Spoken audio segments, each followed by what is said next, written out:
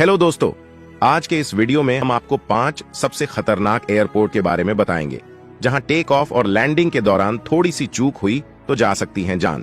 तो चलिए देर किए बिना जानते हैं इन डेंजरस एयरपोर्ट के बारे में। सबा एयरपोर्ट, डच कैरिबियन सबा एयरपोर्ट समुद्र के किनारे एक छोटी सी छोटी पर बना हुआ है।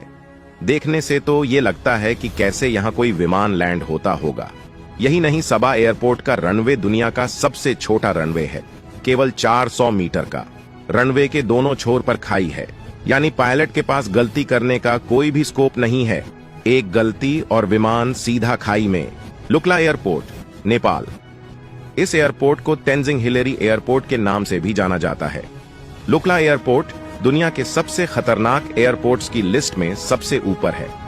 527 मीटर लंबे रनवे वाला ये एयरपोर्ट 9,500 फीट की ऊंचाई पर बना हुआ है।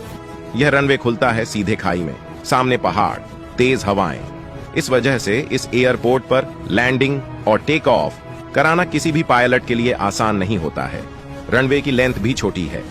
अब लैंडिंग और टेक ऑफ की दिशा भी एक ही है, वो खाई वाली दिशा। इसलिए एयरपोर्ट पर लैंडिंग और टेक ऑफ के पहले तक जहाजों का वेटिंग लगा रहता है। कॉर्शेवेल एयरपोर्ट, फ्रांस। कॉर्शेवेल एयरपोर्ट अपने रनवे के लिए खासा फेमस है। एक तो 537 मीटर का छोटा रनवे, ऊपर से वो भी सीधा नहीं। इस एयरपोर्ट के रनवे में आगे की ओर ढाल है और फिर खाई। दुनिया के किसी भी पायलट के लिए इस एयरपोर्ट पर लैंडिंग का कोई दूसरा चांस नहीं होता। एक बार में परफेक्ट लैंडिंग करनी होती है। यहाँ तक इस एयरपोर्ट पर किसी भी लाइट की व्यवस्था नहीं है और खराब मौसम में यहाँ लैंडिंग करना असंभव है। Ice runway, Antarctica. यह आइस रनवे रॉस आइलैंड पर एक ज्वालामुखी की चट्टान पर बनाया गया है। इस रनवे को पूरी तरह से सफेद बर्फ से बनाया गया है।